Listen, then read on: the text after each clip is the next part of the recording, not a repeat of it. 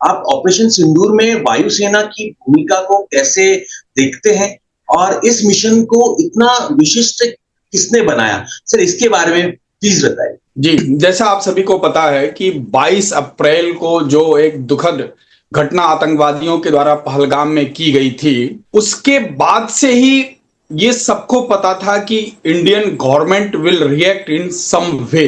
But ये किसी को नहीं पता था कि किस अमाउंट तक और किस डेडली अटैक वे में हम काम करने वाले हैं।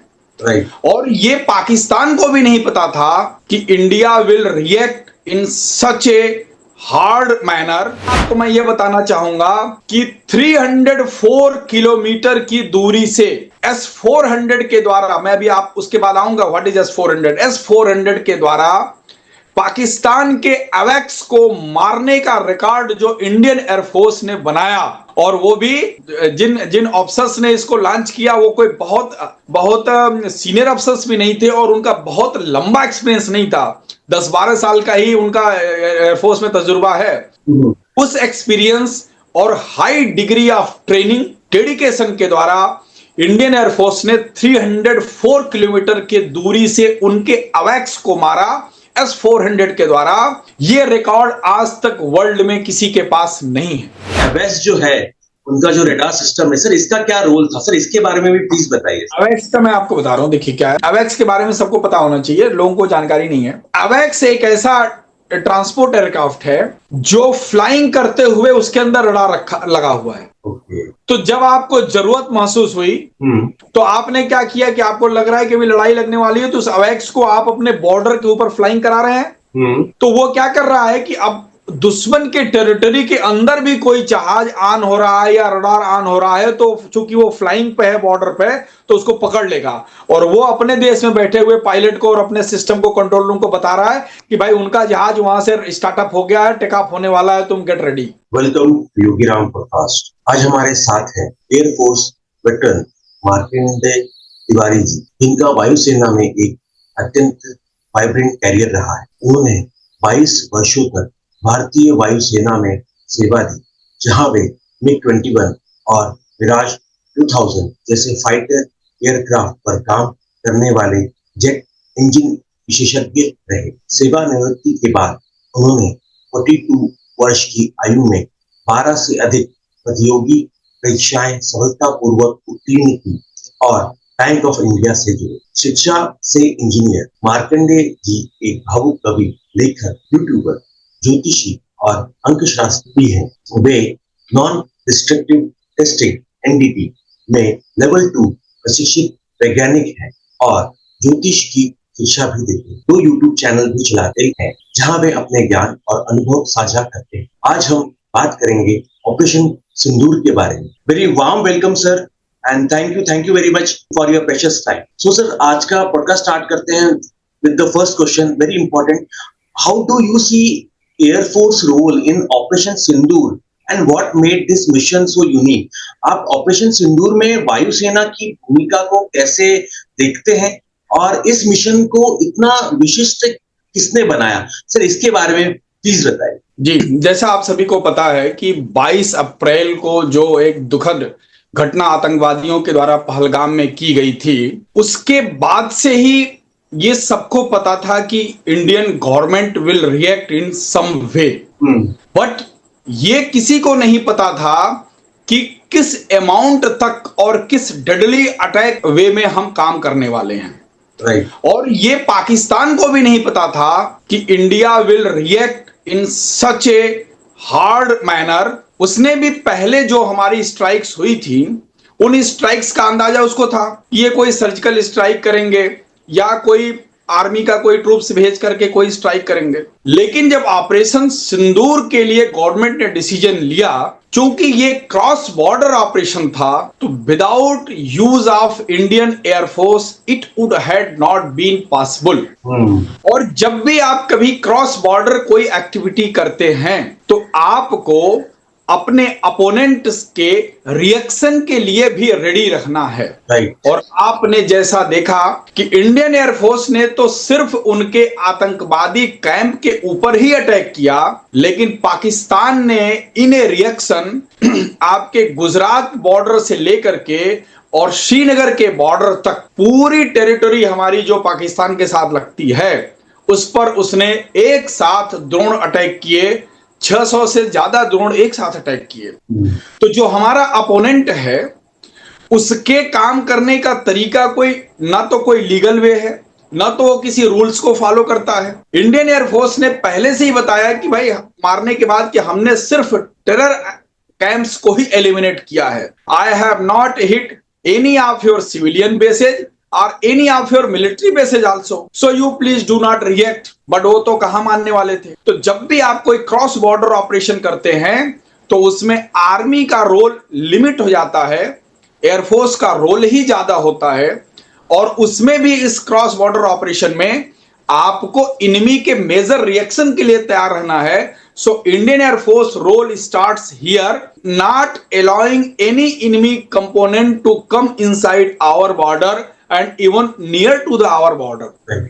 So here the role of Indian Air Force is very important and not only on this border. आप जानते हैं कि भारत की सीमा जिन देशों से लगी है उनमें अधिकतर देशों के साथ हमारे रिश्ते ठीक नहीं है डिप्लोमेटिकली, चाहे चाइना हो, चाहे बांग्लादेश हो। श्रीलंका तो खुद एक एलिमिनेटेड स्टेट के कंडीशन में आ गया है, और आपका पाकिस्तान का बॉर्डर। तो जब आप किसी ऑपरेशन को देख रहे हैं तो हो सकता है कि इनमी आपके दूसरे बॉर्डर की तरफ से किसी प्रकार का एरियल अटैक प्लान कर सकता हो।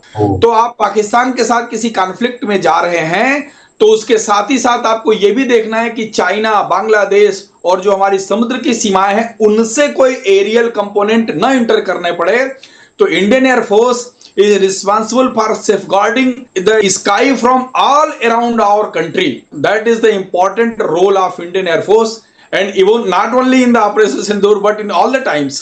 आज भी हम आप बात कर रहे हैं, बट आपके एयरफोर्स का कोई न कोई ऑफिसर और एम्प्लॉई रडार के सामने अपनी आंखें गड़ा के बैठा है कि भारत के चारों तरफ की जो सीमाएं हैं उनसे कोई फॉरेन ऑब्जेक्ट या कोई भी मिलिट्री ऑब्जेक्ट या कोई भी दुश्मन का जहाज तो नहीं इंटर कर रहा है। 24/7 all the 12 months and every time someone from the Air Force is watching your sky for not entering, not allowing anybody outside the India. Sir, operation Sindoor के बारे में मैं डायरेक्ट सवाल पूछना चाहूंगा। So what exactly Indian air force did during operation Sindoor?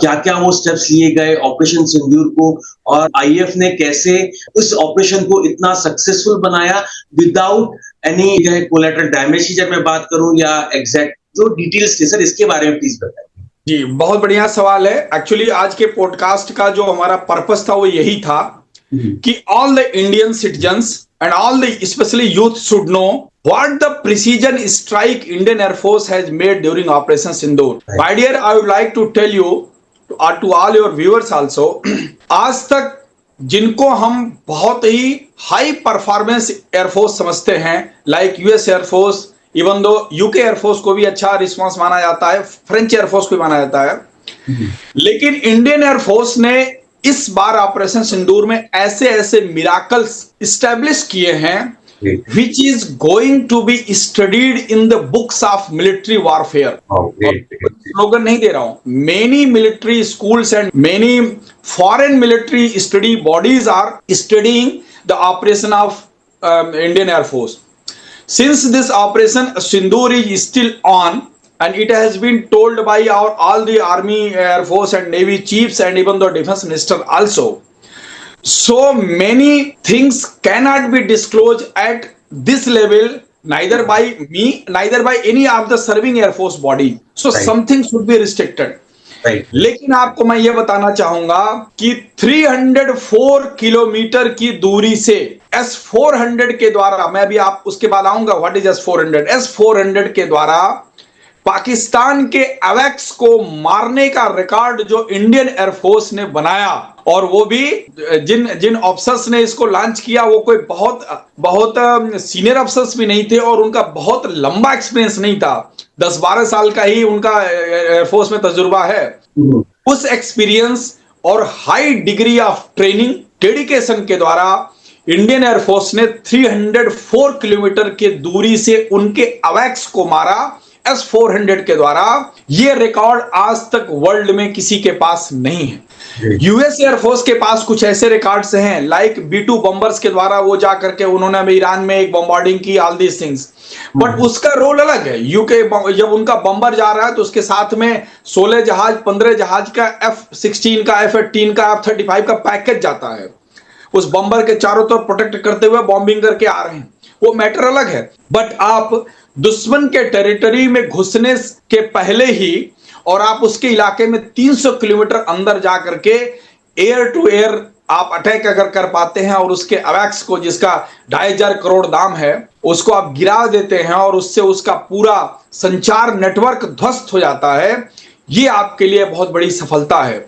और आपको जान के आश्चर्य होगा कि जिस S-400 से मारा गया, 4 घंटे पहले उस S-400 की व्हीकल का जो पार्ट था वो थोड़ा सा डिस्टर्ब हो गया था, मतलब उसमें मैकेनिकल फॉल्ट आया था। उसको राजस्थान के एक सार्जेंट साहब ने उसी रात को, और लाइट नहीं जला सकते थे क्योंकि ड्रोन आ रहे थे तो पता चल जा रहा था कि S-400 कहां पे है, मोबाइल की लाइट में चादर ओढ़ करके उसको सही किया उन्होंने।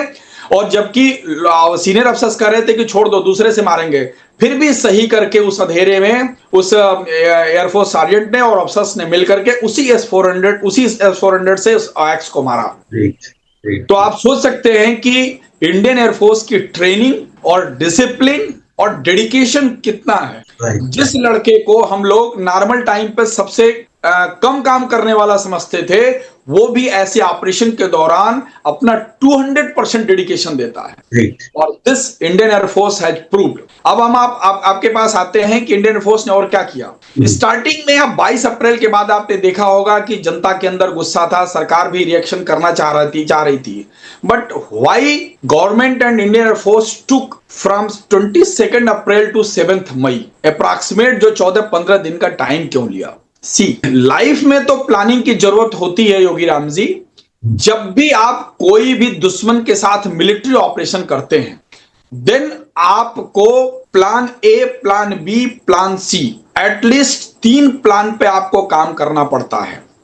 हो सकता है इसके अलावा भी कोई प्लान करना पड़े, लेकिन अगर plan A, plan B, plan C के बगैर आप अटैक करेंगे तो देयर आर चांसेज कि यू में फेल। आप आज घटना हुई, कल सेंटिमेंट में अटैक कर दिए, आपको उसके प्रोस और कॉन्स आपने कैलकुलेट नहीं किए, देन आपने अपनी नेवी को रेडी नहीं किया, देन आपने अपनी आर्मी को मोबिलाइज नहीं किया, उनकी आर्मी घुसाई, then Indian air force is always ready, but Indian air force has to coordinate with many other forces. You got it my point?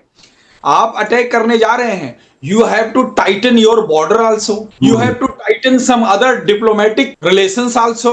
बात समझ रहे हैं आप? आपको नेवी को रेडी करना है कि तुम अपने वारशिप को यहां लगा दो, सो दैट उनके पास जो लॉजिस्टिक सप्लाई आने वाली है दुश्मन की, वो ब्लॉक हो जाए। और इंडियन एयरफोर्स ने, नेवी ने ऐसा किया। नेवी ने अपने जहाज को ऐसे जगह लगा दिया कि पाकिस्तान के पास जो कोई सप्लाई आना बंद हो गई, तेल आना बंद हो गया उतने दिन के लिए। इन ट्रांसपोर्ट नेवीज के द्वारा, मर्चेंट नेवी से उनके पास तेल आ रहे थे, उसकी सप्लाई बंद कराया है इंडियन नेवी ने।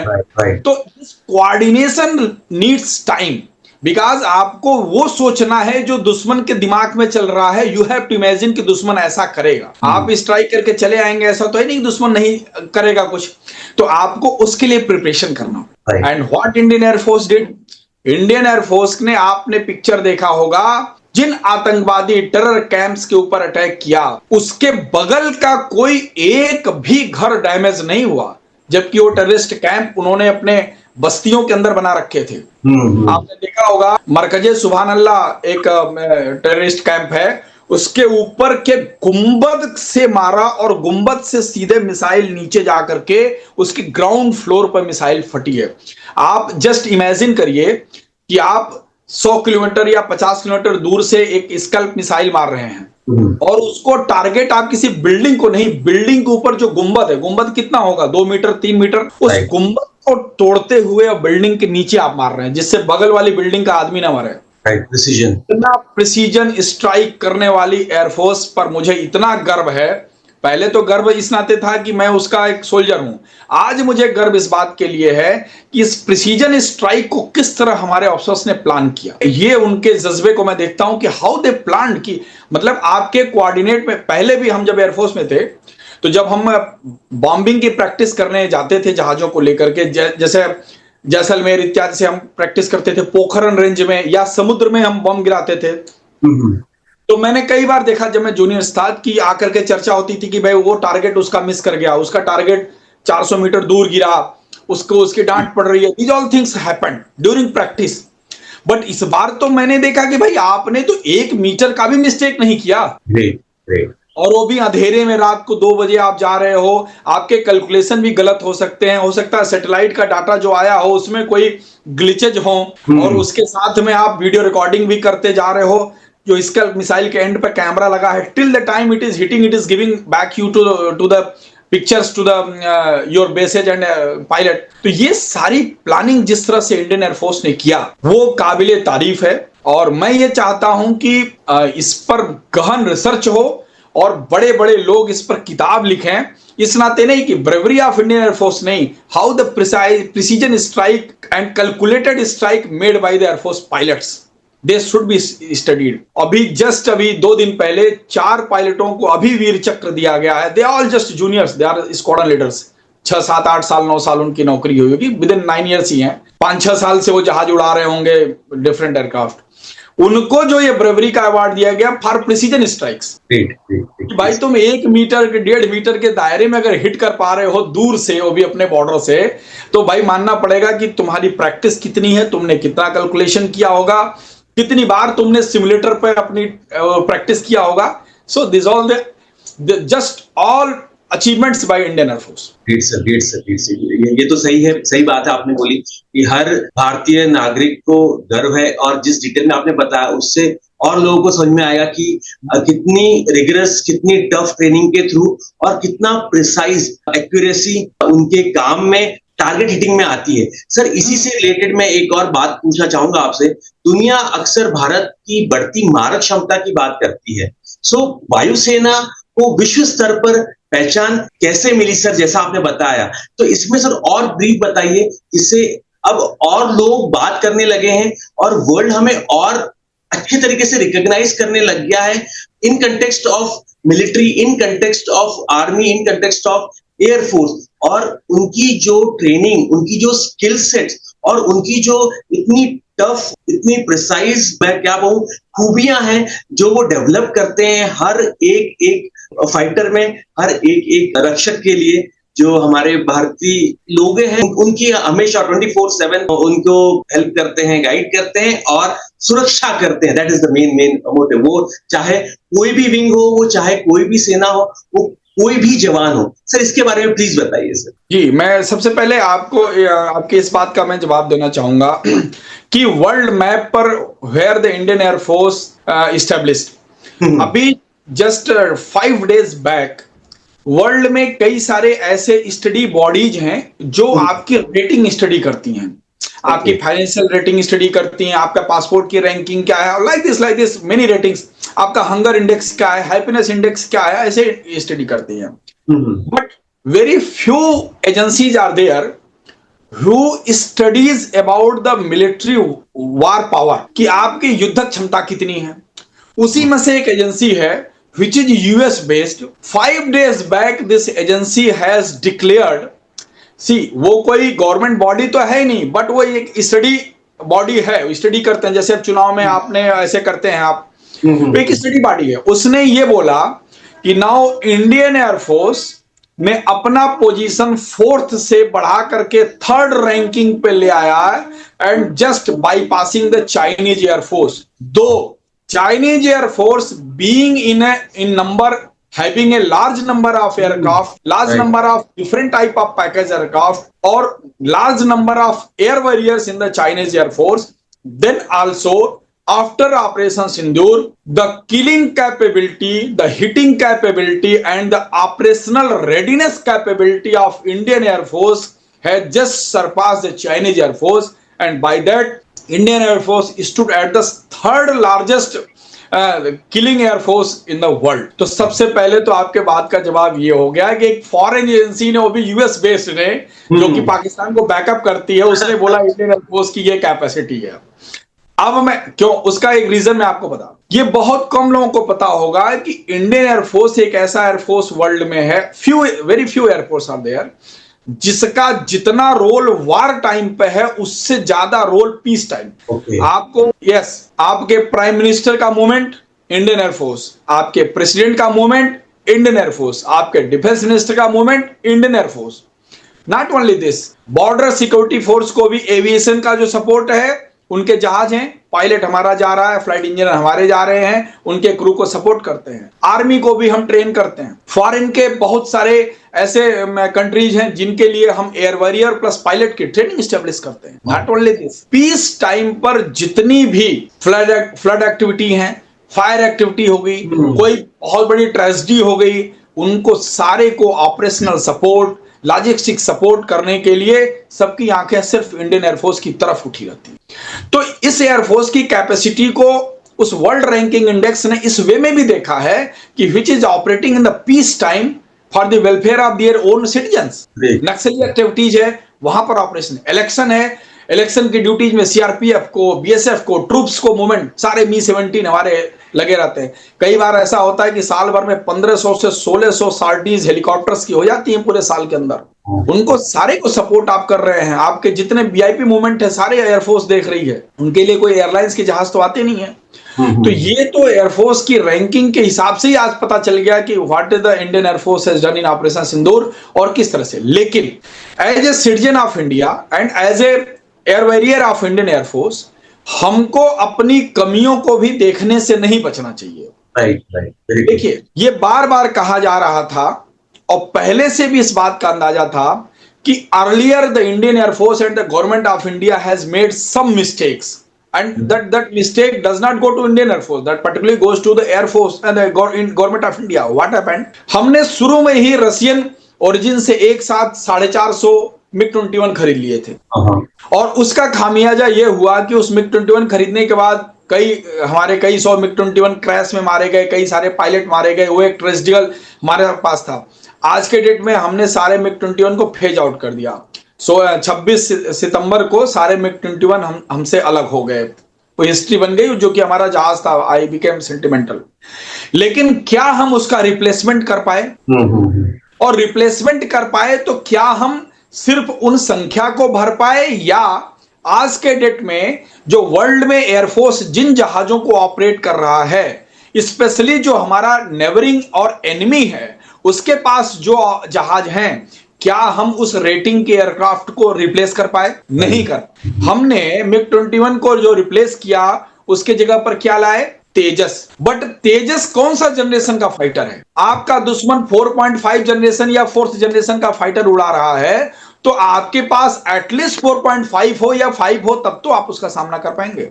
पाकिस्तान के पास F-16 भी है और पाकिस्तान के पास चाइनीज वर्जन का JF-17 और JF-10 जहाज भी है। ये दोनों 4th प्लस जनरेशन के जहाज हैं।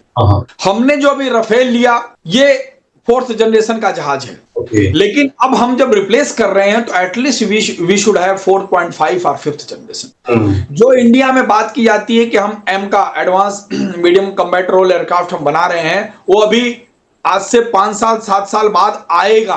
फिर उसके प्रोटोटाइप बनेंगे, फिर उसके प्रोडक्शन होंगे, फिर उनकी संख्या बनेगी, तब वो होगा 5th जनरेशन। तब तक चाइना जो है, चाइना 6th जनरेशन का एयरक्राफ्ट बना करके पाकिस्तान को सप्लाई कर सकता है, और चाइना के पास खुद भी है, वो भी हमारे लिए एक थ्रेट है। तो हमको अपनी कमियों को देखना है।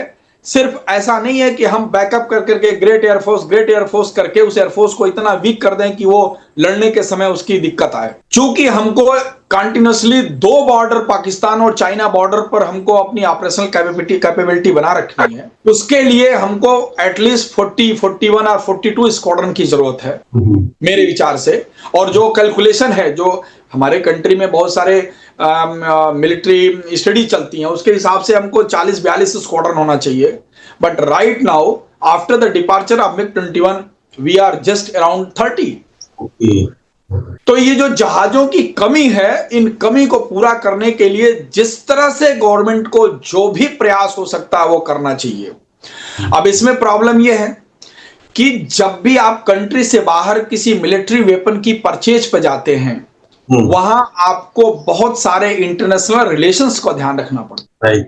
आज जो कंट्री आपको कोई एयरक्राफ्ट बेच रही है, आपको यह देखना है कि नियर फ्यूचर में अगर इससे मेरा रिलेशन खराब हुआ तो क्या इस एयरक्राफ्ट के ऑपरेशन पर कोई प्रभाव पड़ेगा।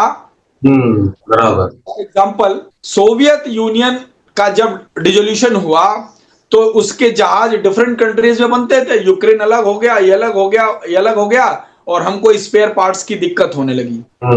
आज आप अमेरिका का एफ सीरीज का कोई जहाज खरीदते हैं तो अमेरिका के साथ आपके क्या रिलेशन फ्यूचर में बन सकते हैं, उन रिलेशंस के हिसाब से आपको डील करनी पड़ेगी। राइट। और इनफैक्ट आज के डेट में जो इंटरनेशनल रिलेशंस हैं, they are based on weapon supply only. Can एक आम आदमी भी बिलीव कर सकता है, आप भी इतना समझ सकते हैं, can you believe United states on the supply of that aircraft? आज आपसे डील कर लेगा, उसके बाद जहाज 4 साल तक नहीं देगा।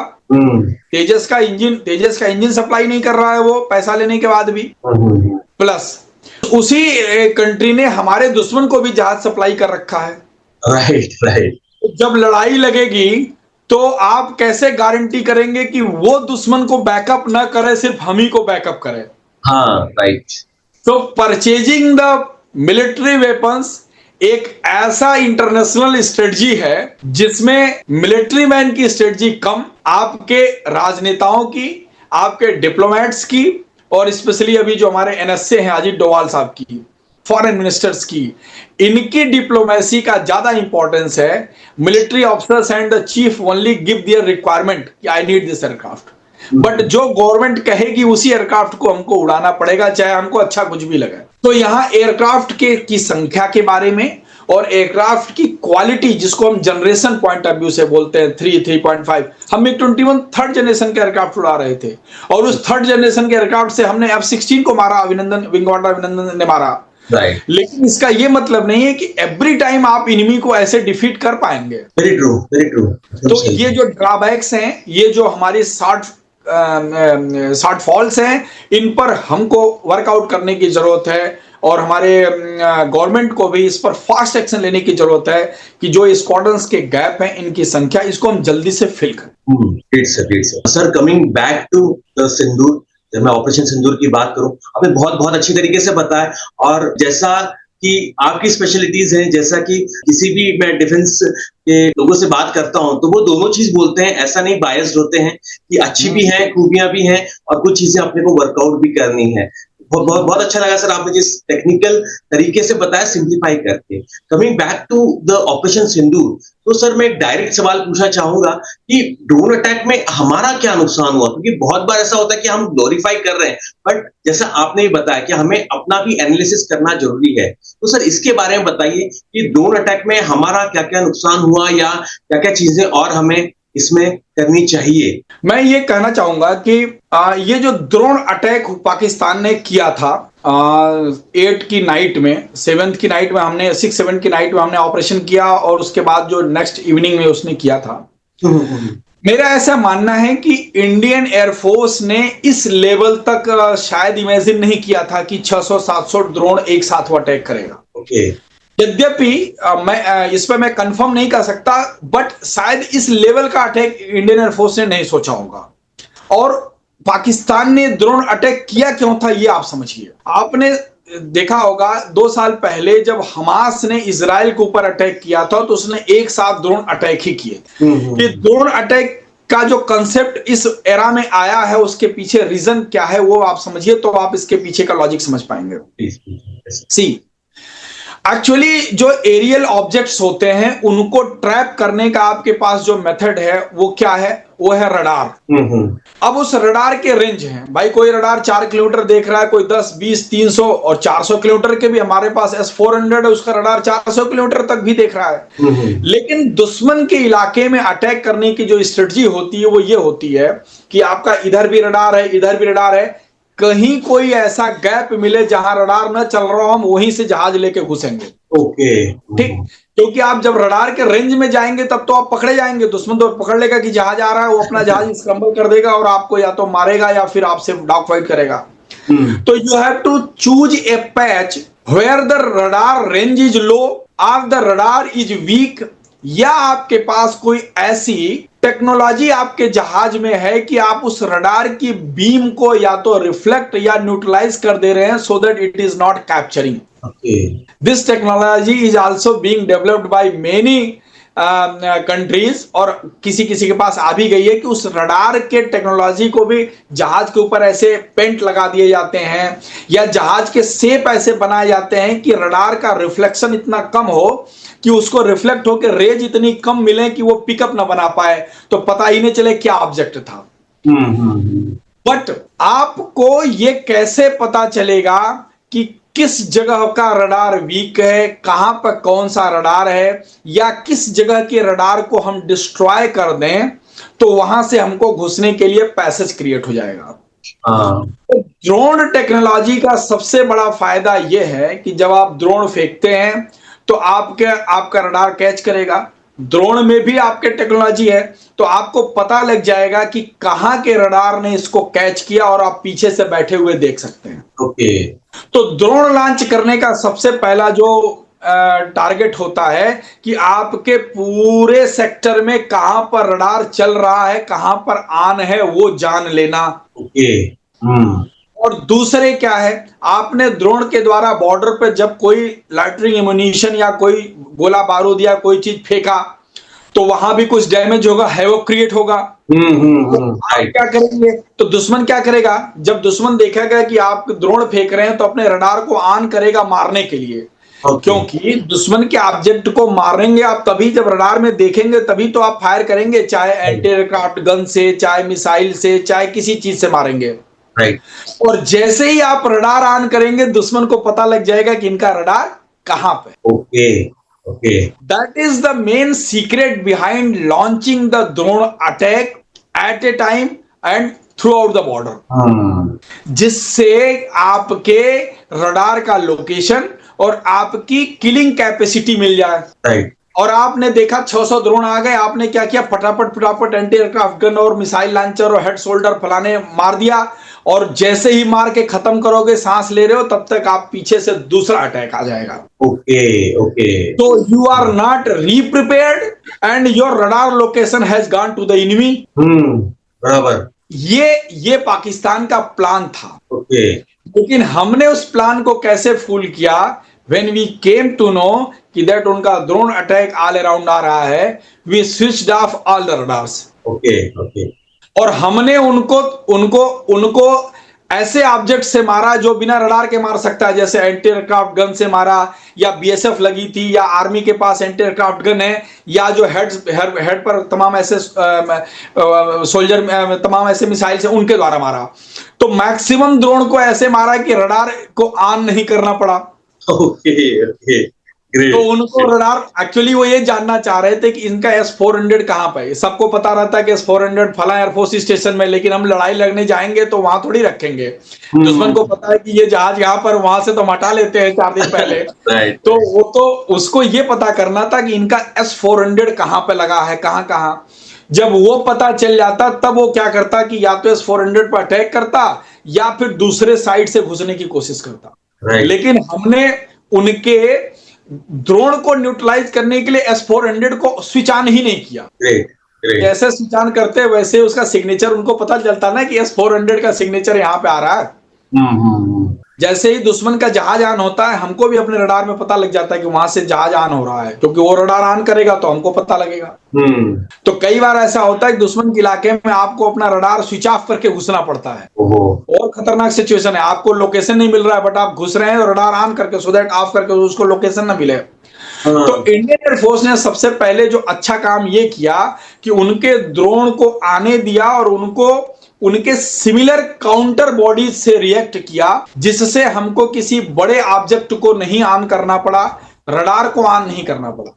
और जहां जहां रडार ऑन किया हमने, लास्ट मोमेंट पे ऑन किया, एकदम ऑब्जेक्ट पास में आया, ये ऑन किया, ऑब्जेक्ट देखा, मार दिया, काम खत्म, फिर ऑफ कर दिया। सर इसी कंटेक्स्ट में मैं ये भी पूछना चाहूंगा, फिर उनके जहाजों को, जैसा आपने बोला ड्रोन अटैक के बाद फिर वो प्लान ये करते हैं, तो फिर उनके जहाजों को फिर हमने कैसे और रोका? सर इसके बारे में भी और डिटेल बताएं। जब ड्रोन अटैक पहले बार न्यूट्रलाइज हो गया, बहुत कम जगह, एक दो जगह उनका ड्रोन किसी एयरफील्ड वेल्ड में गिरा हो लाइटनिंग ड्रोन से, उससे हमारा कोई भी नुकसान नहीं हुआ। आपने, हमारी मीडिया कितनी स्ट्रांग है आप देखे होंगे, और इवन दो कंट्री में ऐसी मीडिया है जो डिफेंस का कोई डिमेरिट दिखाने के लिए बिल्कुल उतावली रहती है। आपने किसी एयरफोर्स स्टेशन का कोई ऐसा फोटो देखा जहां कोई जहाज गिरा हो, जहां कोई रनवे डैमेज हुआ हो? बट हमने तो, हमारे तो डीजीएमओ ने, एयर चीफ ने प्रेस कॉन्फ्रेंस करके दिखाया रहीम यार बेस का क्रॉस रनवे और बीच में गड्ढा किया हुआ, जिससे आप रनवे के बीच में गड्ढा कर देंगे तो आइदर एयरक्राफ्ट कोई टेक ऑफ नहीं कर सकता, ठीक है। तो हमारे किसी भी एयरबेस का कोई ऐसा आप कोई फोटो कोई मीडिया दिखा पाया जहां किसी ड्रोन से हमारा कोई रडार टूटा हो, ये टूटा हो? ऐसा कुछ नहीं हुआ। बट जब ड्रोन अटैक न्यूट्रलाइज हो गया, हमारे सारे रडार एक्टिव थे। अब हमारे S-400 जो जहाज थे उनकी 400 किलोमीटर तक किलिंग कैपेसिटी है। 400 किलोमीटर दूर से आप जहाज को देख लेंगे, आ रहा है और आप रिएक्ट कर सकते हैं। और उन्होंने नेक्स्ट डे जब जिन जहाजों को लॉन्च किया, उनमें जब S-400 ने उनके अवैक्स को मार दिया तो वो डर के मारे सारे जहाज उनके वापस चले गए। उनके जो भी पैकेज उन्होंने भेजने की कोशिश की, तो बाउंड्री तो छोड़िए, इंटरनेशनल बाउंड्री तो छोड़िए, हमारी बाउंड्री से 100 किलोमीटर पहले से ही वापस चले गए, क्योंकि हमने 300 किलोमीटर तक उनके अवैक्स को मार दिया। तो वो डर गए, क्योंकि S-400 से वो बच नहीं पा रहे थे और S-400 को डिस्ट्रॉय वो कर नहीं पाए पहले दिन वो। इस वजह से उनकी स्ट्रेटजी हो गई फेल। और हम जब वो तीसरे दिन मतलब 10 तारीख को एक और बड़ा अटैक प्लान कर रहे थे कि एक साथ सारे पैकेज को एक दूसरे जगह से घुसने के लिए, ये मैसेज एयरफोर्स के पास थी। और उनके अटैक प्लान से पहले ही हमने, जो आपको याद होगा 10 तारीख को उनके 11 एयर बेसेस को हमने हिट किया।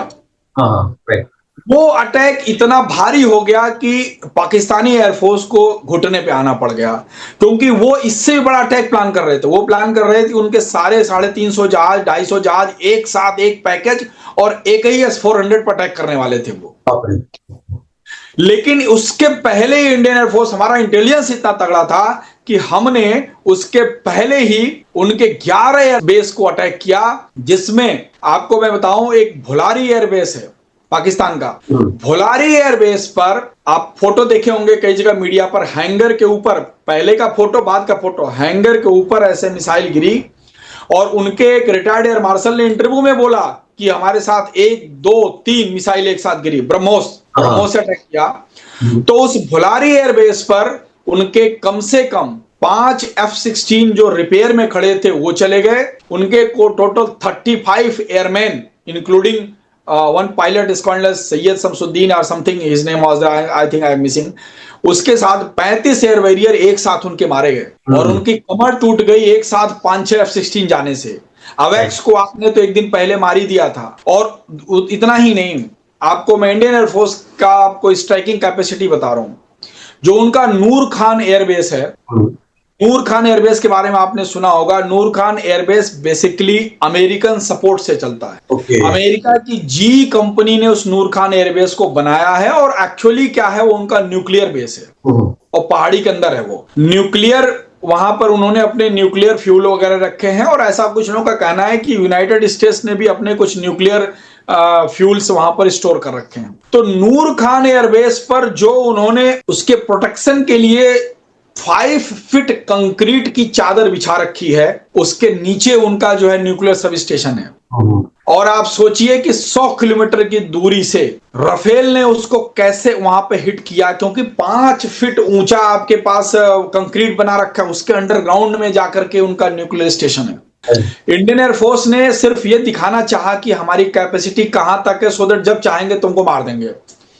तो कैसे मारेंगे? उस 5 फीट कंक्रीट के जो हैंगर था उसमें एक एसी का वेंट था इतना बड़ा, मतलब 1.5 into 1.5 का एक एसी वेंट था। अब आप इस चीज को इमेजिन कर सकते हैं, ऐसा तो वीडियो गेम में ही आपने देखा होगा जो उस एसी वेंट के अंदर से इन्होंने मिसाइल मारा और अंदर जाकर के फटा। आप सोच सकते हैं इसको। मैं तो मतलब अभी मैं इस पर स्टडी कर रहा हूं कि how they got this coordinate, कि नहीं 1.111 पर ही मारना।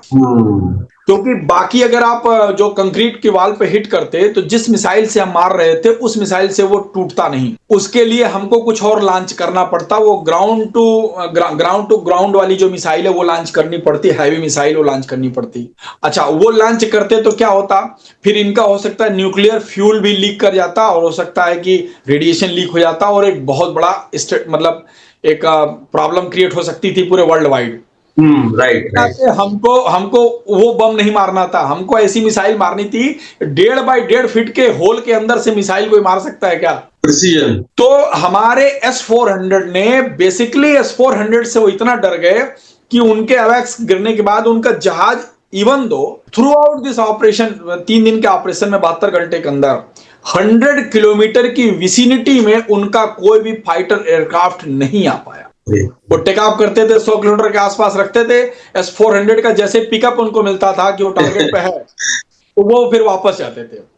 और अगर उनके अवैक्स को हम नहीं मारे होते तो उनका मन बढ़ा हुआ था, फिर वो आते 10 तारीख को सुबह। चूंकि हमने इतना हार्ड हिट, देखिए ये वारफेयर की जो टेक्नोलॉजी होती है और वारफेयर की जो कॉन्सेप्ट होते हैं ऐसे ही होते हैं। You can not wait and you should not wait your opponents to get up. कुश्ती में क्या होता है, गिर गया तुरंत ही आपको पटकना है, आप उसको टाइम मत दीजिए। अभी आपने ऑपरेशन सिंदूर 1 के बाद जो टाइम दिया तो पाकिस्तान अपने को राइज करेगा, तो आपने अगर उसको हिट नहीं किया होता 10 तारीख को तो Pakistan was planning a big attack, हो सकता है हमारा काफी नुकसान हो जाता। ठीक है। हाँ, पाकिस्तान ने किया क्या, पाकिस्तान एलॉन्ग विद चाइना एक प्रोपेगेंडा वारफेयर चलाता रहा कि पहले दिन ही हमने इनके 4 जहाज गिरा दिए, 4 जहाज गिरा दिए। अरे भाई, हम तो एयरफोर्स में हमारे दोस्त सुबह से शाम तक हम लोग फोन पे बात करते हैं, हमारा कौन सा जहाज गिरा दिखा दो। एक फर्जी SB-001 का टेल दिखा दिया, जबकि उसको पता नहीं है रफेल का जो टेल है वो RB के नाम से है। RB क्योंकि हमारे इसके पहले एयर चीफ मार्शल थे आर भदौरिया, तो उनके नाम पर रफेल का RB-001 नाम लिखा गया, नंबरिंग हुई। तो SB-001 का एक टेल दिखा रहा है पहले का, ठीक है। और बाद में एयरफोर्स ने क्या किया, उसी जहाज को टेक ऑफ करते हुए मोदी जी के सामने वीडियो बनाया, बोला जहाज तो इधर उड़ रहा भाई। प्रोपेगेंडा कर दिया कि स्क्वाड्रन शिवांगी सिंह हमारे कैप्चर में है। अभी 4 दिन पहले स्क्वाड्रन शिवांगी सिंह एक जो है ट्रेनिंग स्कूल का इंचार्ज बनाई गई है। वहां पाकिस्तान में हल्ला कर दिया, आदमपुर एयरबेस खत्म। आदमपुर एयरबेस पर 4 दिन बाद मोदी जी जाके उधर फोटो खिंचा रहे आराम से। वहां सारे हमारे दोस्त पुराने वाले सारे बोल रहे थे मोदी जी ऐसा बोल रहे थे, ऐसा बोल रहे थे। तो सारी कहानी वो बनाता रहा, क्यों जानते हैं? अभी आप लोगों को इस चीज को समझना है। What is the propaganda warfare and why it is important in the war. Propaganda warfare basically ये होता है, ये दिखाने के लिए कि दुश्मन का कौन सा वेपन न्यूट्रलाइज किया गया। और हमने पाकिस्तान के F-16 को भी मारा और चाइना के JF-17 को भी मारा। तो सबसे बड़ी बात कहती, और जो भी पाकिस्तान ने जो भी मिसाइल लॉन्च किया, पाकिस्तान ने पहले दिन ड्रोन के बाद अगले दिन मिसाइल्स भी मारे, वो सारे के not a single missile could hit its own target, it was neutralize in its trajectory. Air में ही उसको न्यूट्रलाइज किया गया। जो भी मिसाइल उसने मारे सारे एयर में न्यूट्रलाइज हुए। और वो सारे मिसाइल कौन थे? चाइनीज मिसाइल थे। चाइनीज की जो मिसाइल है PL-15 PL सीरीज की मिसाइल है, चाइना की मिसाइल है। उनके सारे मिसाइल्स को एयर में हमने डिस्ट्रॉय किया। तो यहां पर क्या होता है कि वर्ल्ड में आपके वेपन की मार्केटिंग लो हो जाती है। यद्यपि चाइना के वेपन की खरीदारी करने वाले बहुत कम कंट्रीज हैं, उसमें एक पाकिस्तान है, बाकी कोई खरीदता नहीं है, फिर भी उनकी मार्केटिंग कम हो जाती है। आपने F-16 को मार दिया तो F-16 की मार्केटिंग कम हो गई कि भाई F सीरीज के जहाज जो यूनाइटेड स्टेट्स की कंपनी बनाती हैं उनकी मार्केटिंग कम हो जाती है। तो आज के डेट में वार के पीछे असली सिनेरियो ये है। और उनको ये दिखाना था कि हमने रफेल मार दिया, रफेल मार दिया, क्योंकि रफेल का मार्केट अभी बढ़ा हुआ है। तो ये उनको प्रूव करना था कि नहीं, यूनाइटेड स्टेट्स का F-16 इज एबव रफेल। तो उन्होंने रफेल मार दिया, ऐसा रूमर फैला दिया। तो 2 दिन तक रफेल का शेयर डाउन हो गया। बाद में रफेल बनाने वाली कंपनी जो है डसॉल्ट एविएशन, उसने जब अपनी पूरी स्ट्रेटजी जारी की कि मेरे ये जहाज है, हमारा एक भी जहाज गिरा नहीं है, तब भी ये लोग मान नहीं रहे थे। बाद में उसका शेयर रफेल का बहुत हाई जाने लगा, तब इनको असली चीजें सब पता लगी। तो ये बेसिकली क्या होता है कि ये तो डीमोरलाइजिंग फैक्टर है, क्योंकि हमारे देश में क्या है, हमारे देश में बोल दिया रफेल गिर गया तो देश में 2-3 पार्टियां ऐसी हैं, 4-5 नेता ऐसे हैं जो बैठ के रफेल गिर गया, रफेल गिर गया, वही मंत्र जपेंगे। तो आपके देश के अंदर ही एक विरोधाभासी आवाज पैदा कर दो। हमने पहले सर्जिकल स्ट्राइक किया तो कुछ पार्टियां जो है बोलती सबूत कहां लाओ, इस बार हम सबूत भी लेके आए थे, कैमरे का फोटो भी लेके आए थे। तो ये भी होता है कि आपके दुश्मन के देश में आपके कुछ ऐसे एजेंट बैठे हैं कि जो आपकी आवाज वहां उठा देंगे। बात समझ रहे हैं? हो सकता है हमारे एजेंट भी दूसरे देशों में होंगे, ऐसा नहीं है। तो एक ये स्ट्रेटजी वारफेयर था जिसमें पाकिस्तान इंडिया से आगे निकला। इसी तरह जो आपने देखा होगा, उनका जो प्राइम मिनिस्टर है उसने खुद, शरीफ ने खुद ये एक्सेप्ट किया कि मैं रात को सुबह नमाज के लिए उठा था सुबह के वक्त, और हमको हमारे सिपह सालार आसिम मुनीर का फोन आया कि इंडियन एयरफोर्स ने हमारे भोलारी एयरबेस, नूर खान एयरबेस पे हिट कर दिया, मार दिया है। उनका पाकिस्तान चीफ खुद बोल रहा है।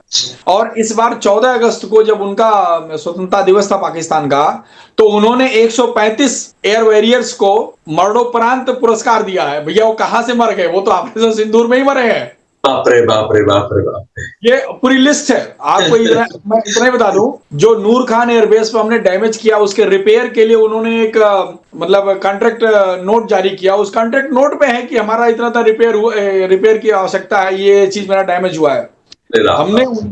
हमने इतना ही नहीं, हमने पाकिस्तान के एयर बेसिस के साथ में पाकिस्तान के रडार स्टेशन को भी हमने मारा है ना। Yes sir. मैंने भी नेक्स्ट वही सवाल में एक वही पूछना चाह रहा था कि वो अवेक्स जो है, उनका जो रडार सिस्टम है सर, इसका क्या रोल था सर? इसके बारे में भी प्लीज बताइए। अवेक्स का मैं आपको बता रहा हूँ, देखिए क्या है, अवेक्स के बारे में सबको पता होना चाहिए, लोगों को जानकारी नहीं है। रडार तो आप लोग समझते हैं कि ग्राउंड पे एक रडार है, वो मूव करता रहता है रेडियो डिटेक्शन एंड इमेजिंग के द्वारा। वो रेडियो कुछ वेव से इमिट कर रहा है, ऑब्जेक्ट से टकरा के वापस आता है तो पता चलता है यहाँ पर ये एक ऑब्जेक्ट है, हम उसको मॉनिटर में देखते हैं कि ऑब्जेक्ट है। लेकिन ये चीज आपने ग्राउंड पे लगा रखा है आपको, और उस ग्राउंड के रडार का कुछ रेंज है। मान लीजिए वो ऊपर में 2 किलोमीटर तक देख रहा है, और ऐसे डिस्टेंस में मान लीजिए 15 किलोमीटर तक देख रहा है। लेकिन कोई जहाज अगर मान लीजिए 8 किलोमीटर की हाइट में उड़ रहा है तो कैसे पकड़ेगा वो? और वो बिल्कुल जब नजदीक आएगा, जब तक पकड़ेगा तब तक वो बम मार के चला जाएगा, मिसाइल अटैक करके चला जाएगा। तो एक टेक्नोलॉजी आई कि ये रडार को एयर में ही कैसे लगा दिया जाए। तो अवेक्स एक ऐसा ट्रांसपोर्ट एयरक्राफ्ट है जो फ्लाइंग करते हुए उसके अंदर रडार लगा हुआ है।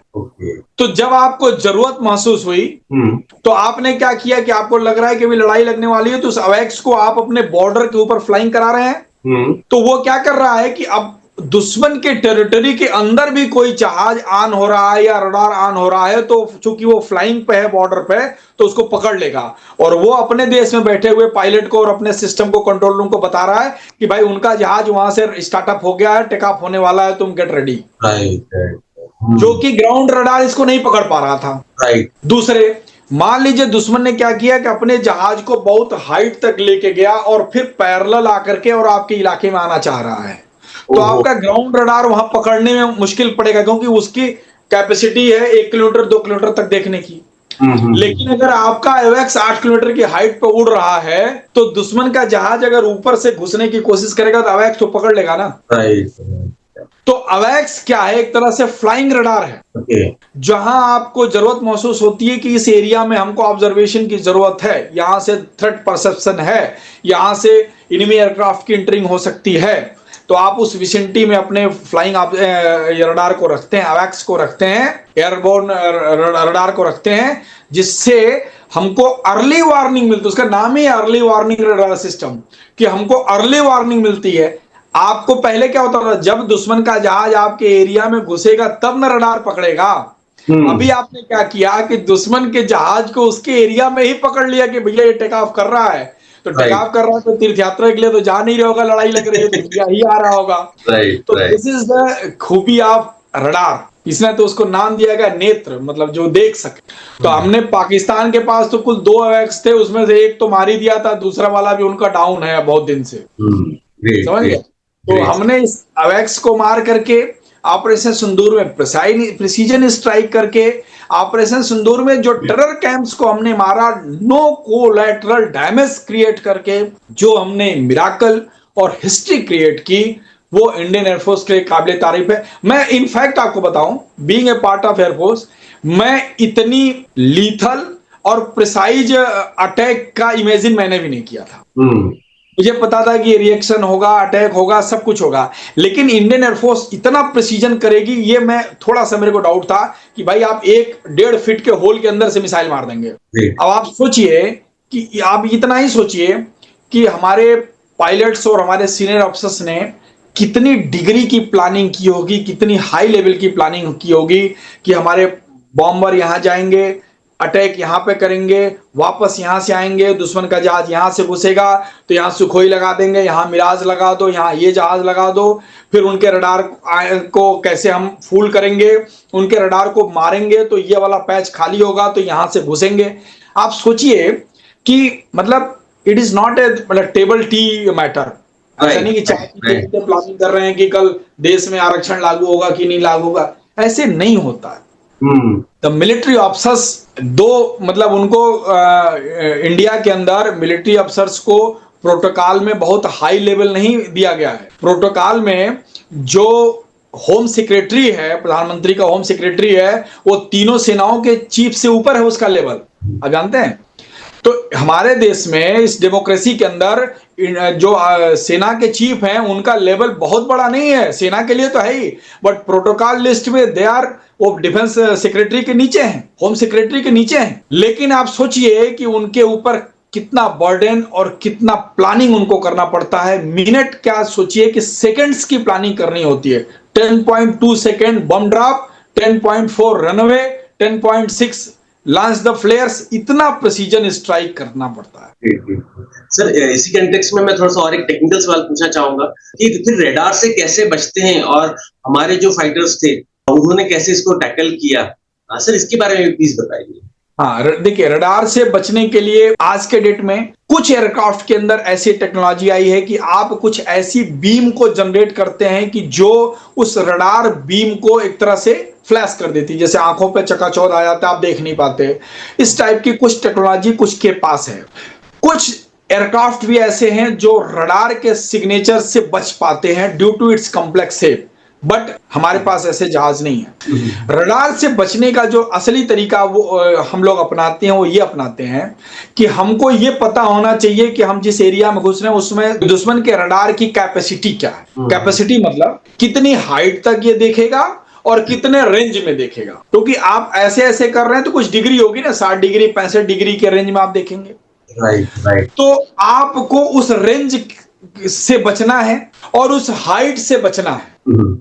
दूसरे, आप अगर अपना रडार ऑन नहीं करेंगे, जहाज का रडार आप नहीं करेंगे, तो दुश्मन का रडार आपको पकड़ने में ऑलमोस्ट डिफिकल्ट रहेगा। राइट।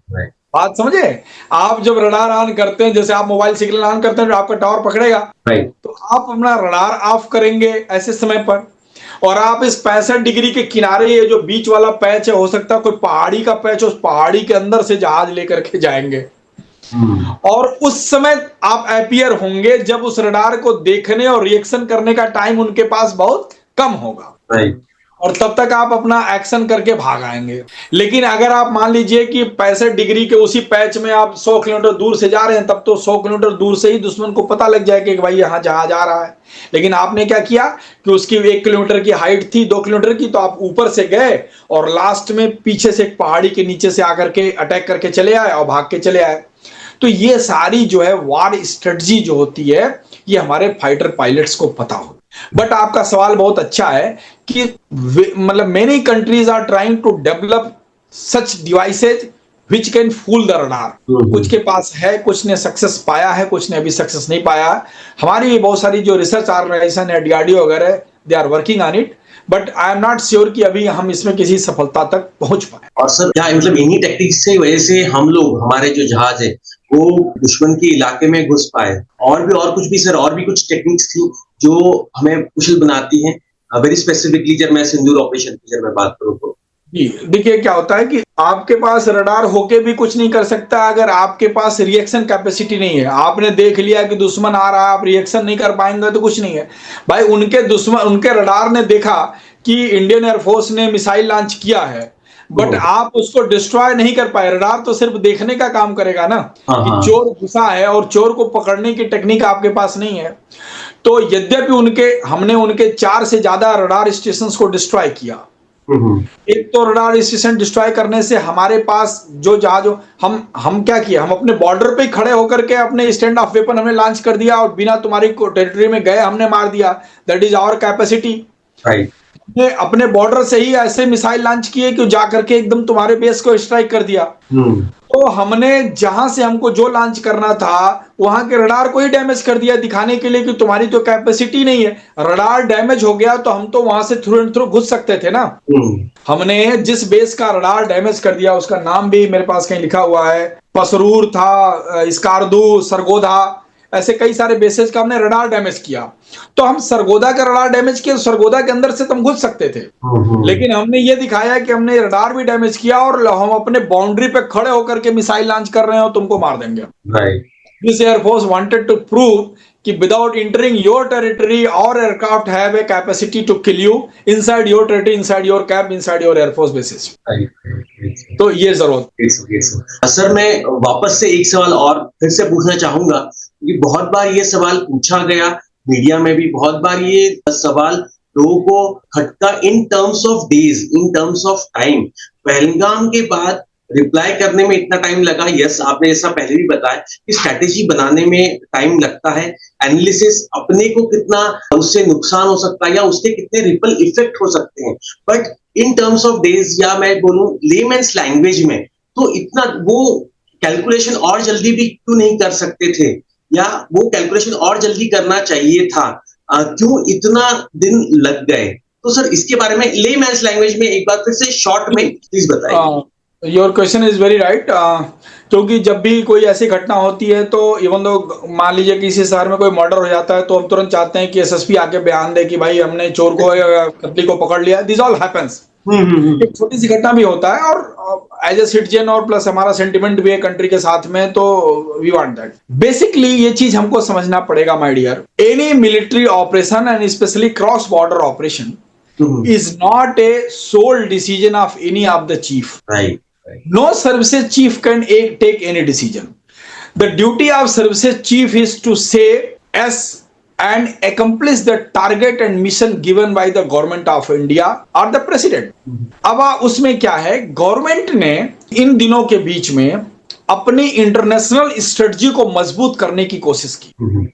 आपको याद होगा हमने तुरंत अपने कई सारे एक शिष्टमंडल दल को भेजा, कई सारे देशों में अपने नेताओं को भेजा कि अपनी बात कहे कि how the Pakistan has done all these things.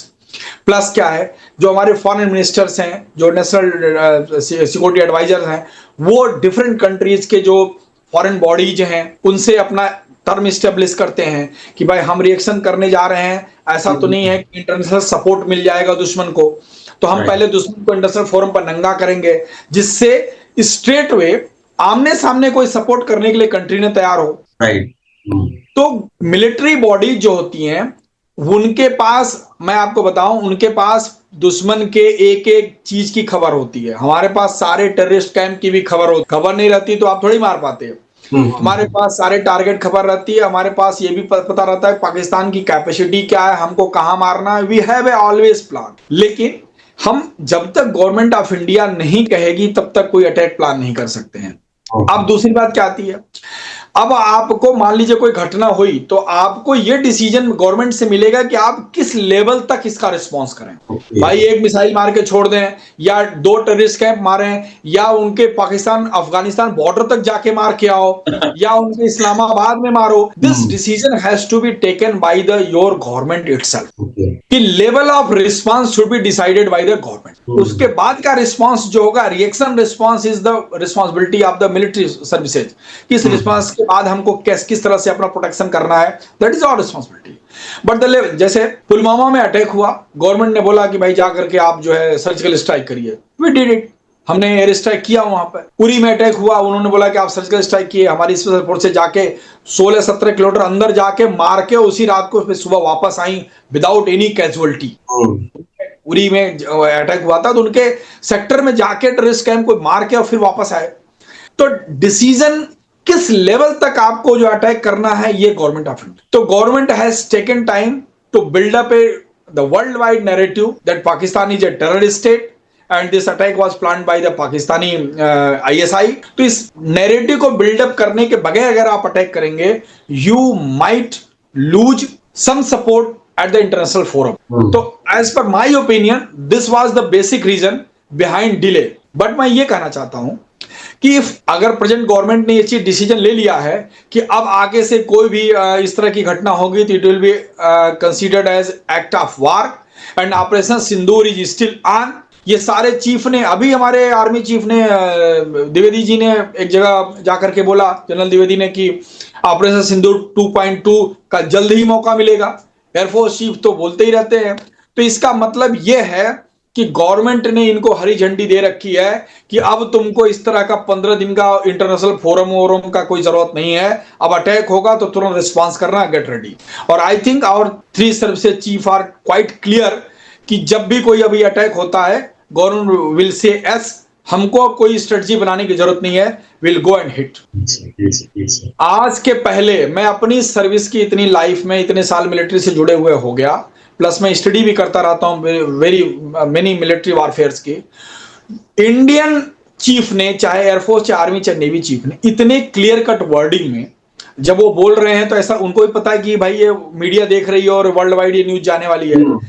General Upendra Dwivedi ने एक जगह पोस्ट पर क्लियर कट अपने जवानों को बोला कि भाई इस बार ऑपरेशन 2.0 इससे भी बड़ा होगा और तुम समूह को और मौका मिलेगा, बोलो मौका चाहिए कि नहीं चाहिए। जवान ने बोला हाँ। इतना क्लियर कट बोलने का आज के पहले कोई रिकॉर्ड नहीं है। Air force chief air chief marshal AP Singh sir, उनसे मेरा बड़ा क्लोज है क्योंकि वो पहले हमारे उनके साथ कई फ्लाइंग में, मतलब उनको मैंने, जब मैं जूनियर था तो एज ए विंग कमांडर उनको मैंने देखा था। तो वो बहुत ही जॉली नेचर के और इतना एनर्जेटिक आदमी, एयरफोर्स चीफ होकर उनका एनर्जी लेवल देखिए, कभी इंटरव्यू देखिए, इंटरव्यू में भी वो जॉली नेचर रहते, इतने हाई प्रेशर में ही जॉली नेचर। और आपको एक और इंटरेस्टिंग चीज बताएं, तीनों सर्विसेज चीफ ने इतना बड़ा ऑपरेशन होने के बाद भी not a single gallantry award they have taken. सारे गैलेंट्री अवार्ड को उन्होंने, जो जूनियर अफसर्स थे या जो उनके सबऑर्डिनेट, सारे गैलेंट्री अवार्ड को उनको दिलवाया। वही पाकिस्तान में क्या हुआ, 4 दिन का मार खाया, आसिफ मुनीर अपने को फील्ड मार्शल बना लिया। क्योंकि उनकी तो परंपरा ही रही है जनरल जियाउल हक से। आपको ये चीज पता है कि नहीं, पाकिस्तानी आर्मी का जो ट्रैक चेंज हुआ और कैसे चेंज हुआ। जनरल जियाउल हक, जब हमने पाकिस्तान के 2 टुकड़े जब कर दिए थे, बांग्लादेश जब बनाया, जनरल जियाउल हक ने आकर के पाकिस्तान के अंदर इस चीज का उल्लेख किया कि we can not defeat India in conventional war, हम पारंपरिक लड़ाई में इंडिया से नहीं जीतेंगे। उसने एक वर्डिंग बोला था, we have to bleed India in many cuts, 1000 cuts, मतलब हम इंडिया को जगह जगह से कट करेंगे और इस तरह से हम जीत पाएंगे। और उसी के बाद उन्होंने पाकिस्तानी आर्मी का जो टेरर ऑर्गेनाइजेशन है, दैट इज ISI, और उसके द्वारा फिर उन्होंने इंडिया में टेरर अटैक्स कराने चालू किए। ये उसी जनरल जियाउल हक का ये कंसेप्ट था। और पाकिस्तानी आर्मी का तो आपने रिकॉर्ड देखा है। आज जो जनरल है कल हटा करके बोला मैं ही तो प्रेसिडेंट हूं, नवाज शरीफ से लेके फलाने शरीफ से लेके सारे तो आपने देख रखा है अभी। बट इंडियन एयरफोर्स के चीफ का देखिए, वो वही वर्डिंग बोलेंगे जो गवर्नमेंट ने बोल रखा। उसके अलावा आपको एक कहानी बताएं, एक एडमिरल भागवत थे, एक बार एक स्टेटमेंट उनसे गड़बड़ हुआ, अगले दिन गवर्नमेंट ने बोला यू आर आउट, एक दिन के अंदर आउट। कोई भी सीनियर अफसर एक भी स्टेटमेंट अपनी मर्जी से नहीं दे सकता कि हाँ मैं देश का ये हूं, मैं कर लूंगा, पाकिस्तान क्या कर लूंगा। उनको गवर्नमेंट कह रही है ये बोलो, वो बोल रहे हैं। हम कोई भी हथियार की कमी है, कोई हमारी रिक्वायरमेंट, उसके बाद भी कोई भी मीडिया में आकर के कोई एयरफोर्स चीफ बोलता है क्या कि आई नीड दिस, वो हमेशा यही बोलेगा कि हमारे पास जो है बेस्ट है, विल डू विद दिस। तो ये बहुत सारी खूबियां हैं हमारे आर्म्ड फोर्सेज में जिन पर हमको बहुत सारा गर्व है और उसके साथ रहने में बहुत अब हम लोग गौरवान्वित महसूस करते हैं कि हम इतने डिसिप्लिन्ड फोर्स के एक पार्ट हैं। ग्रेट सर, आपसे बात करके बहुत अच्छा लगा। मैं सर लास्ट 2 सवाल पूछना चाहूंगा तेजस के बारे में। भविष्य की जो युद्ध है उसमें तेजस लड़ाकू विमान की कितनी अहम भूमिका होने वाली है, और इसके बारे में सर थोड़ा सा एक ब्रीफ बताइए सर। देखिए, गवर्नमेंट ऑफ इंडिया जो अभी प्रेजेंटली है, उनका एक कंसेप्ट और उनका फोकस इंडिजिनाइजेशन पर बहुत रहा। वो सही भी है और गलत भी है। सही इस बारे में है कि you should be independent but you can not be independent. I will prove that. भाई आप बात सही है कि आपको आत्मनिर्भर होना चाहिए, लेकिन आप बताइए मिस्टर योगीराम जी, आपके पास अगर तेल नहीं है, ऑयल नहीं है, तो आप आत्मनिर्भर कहां से हो जाएंगे? आपको क्या ऑयल नहीं लेना पड़ेगा? Right right. आपके पास टरबाइन बनाने का मटेरियल और टेक्नोलॉजी नहीं है, तो क्या आप वेट करेंगे कि let our scientist do the research forever for 20 years and then when we will have a technology then will make the turbine? ऐसा नहीं हो सकता है। आत्मनिर्भर होने का मतलब ये नहीं है कि आप जो है इंटरनेशनल कम्युनिटी से कोई चीज खरीदना बंद कर दो, और उसकी कमी के वजह से जो हमारा फायर पावर, जो हमारा किलिंग कैपेसिटी जो डाउन हो रहा है, उसको सिर्फ हम अगर बयानबाजी से कवर करेंगे, it is not justified. LCA और जो तेजस इन्होंने बनाया, पहले तो सबसे बड़ी बात यह है कि इंडिया में जो सबसे डिमेरिट वो ये है कि we have only one aviation body, Hindustan Aeronautics Limited, जो जहाज बनाती है। फॉरेन में ये नहीं है। जैसे इंडिया में 10 मोटरसाइकिल की इंडस्ट्री है, फॉरेन में जहाज बनाने की ऐसे 10 कंपनियां हैं। यूएस में ही बोइंग है, लॉकहीड मार्टिन है, फलाने हैं, ये है। तो उनका जो मेन बिजनेस है वो तो आर्म्स का ही बिजनेस है। तो हिंदुस्तान एरोनॉटिक्स लिमिटेड की जो हिस्ट्री है वो ये है कि इनका प्रोडक्शन रेट ही बहुत कम है। बल्कि हमारे एयरफोर्स चीफ ने कई सारे मीडिया में बोल भी दिया कि भाई you do not promise what you can not do. आपने बोला जो एलसीए तेजस आपको 2023-24 में मिला, इसको ये मिलना था आपको 2005 में 6 में। तो आप 10 साल के डिले से तो जहाज दे पाए। एलसीए का प्रोजेक्ट 1995 से चल रहा है। प्लस आज आपने कोई चीज प्रोड्यूस किया, उसको टेस्ट तो हम तब करेंगे जब उसका रियल में कहीं वारफेयर में यूज हो पाएगा। भाई मिराज तो टेस्टेड है, मिग 20 तो टेस्टेड है, सुखोई तो टेस्टेड है, नहीं इस कंट्री में तो किसी और कंट्री में टेस्टेड है। राइट। प्लस आप उसकी इंजन की सप्लाई कहां से करा रहे हैं? भाई इंजन तो आप बेस है आपके अमेरिका के जी कंपनी से आप लेके आ रहे हैं, जी कंपनी तो आपको इंजन सप्लाई नहीं कर रही है, तो आपके तेजस की बॉडी बना के क्या करेंगे? दूसरा, आपने जो तेजस बनाया उसका जनरेशन भी ये नहीं बनाया कि आप जो है अभी आज जो चीज बनाएंगे उसको अगले 10, 15, 20 साल तक आप उड़ाएंगे ना। उस 10, 15, 20 साल के अंदर जो वर्ल्ड सिनेरियो में जो चीजें चेंज होनी है, उस वर्ल्ड सिनेरियो को आप कैसे कंट्रोल कर लेंगे और आप कहां जाएंगे भाई? तो मैं इस बात से सहमत हूं कि कंट्री के अंदर तेजस का प्रोडक्शन होना चाहिए। हमको हर टाइप के जहाजों की जरूरत पड़ती है, हमको इंडिपेंडेंट भी होना चाहिए, बट राइट नाउ जहाजों की कमी पूरा करने के लिए फॉरेन के बहुत सारे एयरक्राफ्ट हमको लेकर के अपनी कमी को पूरा करना चाहिए। पैरेलली तेजस का डेवलपमेंट, मॉडिफिकेशन, प्लस अगर आप तेजस को रखना चाहते हैं तो इसके जनरेशन को अपग्रेड करिए, जिससे at least it should be ready to tackle 5th generation aircraft. अगर आप 5th जनरेशन बना सकते हैं तो तेजस का प्रोडक्शन और बढ़ाइए, नहीं बना सकते हैं गो फॉर परचेज आप Su-57, या अगर आप एफ सीरीज में जाना चाहते हैं गो फॉर F-13 और F-18 सुपर हॉर्नेट एयरक्राफ्ट। तभी जाकर के आप जो है दुश्मन का सामना कर सकते हैं, और आपके पास दुश्मन सिर्फ पाकिस्तान नहीं है, you have a China as a bad neighbour. और तेजस में जो अभी आप ये अमका की बात करते हैं, एडवांस मीडियम, वो तो अभी 10 साल लग जाएगा उसको आने में, जिस तरह से हम उसको चाह रहे हैं। ठीक है, तो तेजस का प्रोडक्शन भी बहुत डिले हुआ, अब जाकर के किसी तरह प्रोडक्शन हो रहा है। तो चूंकि हमारे पास एक ही एविएशन कंपनी है जो जहाज बनाती है, HAL, और कोई कंपनी है नहीं, तो आप या तो इसमें प्राइवेट पार्टनरशिप करिए, कुछ फॉरेन कंपनीज को इन्वॉल्व करिए, नई एस्टेब्लिशमेंट करिए। टाटा इत्यादि इतनी बड़ी बड़ी कंपनियां, उनको आप जो टास्क देंगे वो कर देंगे, उनके पास इतना इंफ्रास्ट्रक्चर है। आई थिंक गवर्नमेंट इस पर आगे बढ़ भी रही है। तो हम तेजस से इस बात से तो सहमत हैं कि हमारे पास तेजस होना चाहिए अपना जहाज, हम उसको एक्सपोर्ट भी करेंगे, बट वर्ल्ड सिनेरियो को देखते हुए it should be developed up to 5th generation, then it is okay. Sir आपसे बात करके बहुत बहुत अच्छा लगा, और मैं एक बार फिर से योगीराम के सारे व्यूअर्स को बताना चाहूंगा, आज हमारे साथ हैं air force veteran Markandeya Tiwari ji sir, और इन्होंने बहुत सारी चीजें बताई। वेरी स्पेसिफिकली हमने आज ऑपरेशन सिंदूर के बारे में और कुछ चीजें और कुछ पहलू जो हमें जानने चाहिए, विचार करने चाहिए, सर ने बताए, हमारे सामने रखे। सर मैं आज का पॉडकास्ट एंड करना चाहूंगा with very very special question, with very आज के जो यूथ हैं उनके लिए मैं ये सवाल पूछना चाहूंगा, as an air force veteran, as an engineer, what message would you like to give to young Indians, सारे जो भारतीय हैं who are inspired by the operation Sindoor, क्योंकि इसने एक जज्बा सब में बढ़ाया और जो भी यंगस्टर हैं आज वो बहुत अच्छे तरीके से पॉजिटिव वे में और इफेक्टिवली एयरफोर्स को देखते हैं, हमारे डिफेंस सर्विसेज को देखते हैं, आपके ऑपरेशन को, आपकी जो तपस्या है, आप लोग जो हमारे लिए कर रहे हैं दिन रात जग के। सो सर, इसके लिए आप सब क्या मैसेज देना चाहेंगे जिससे कि वो जुड़ सके और वो भी एक कुशल डिफेंस में एक ओहदा ले सकें, बोलिए, या हमारे इंडिया को, हमारे भारत को सर्व कर सके? देखिए योगीराज जी, मैं पहले से भी एक स्लोगन बोलता हूं और आज भी बोल रहा हूं कि देशभक्ति सिर्फ वो नहीं है कि हम बॉर्डर पर और सेना में काम करते हैं, सिर्फ वही देशभक्ति नहीं है। पैट्रियटिज्म की जो डेफिनेशन है, it is not that wearing uniform and holding a gun is not only the definition of patriotism.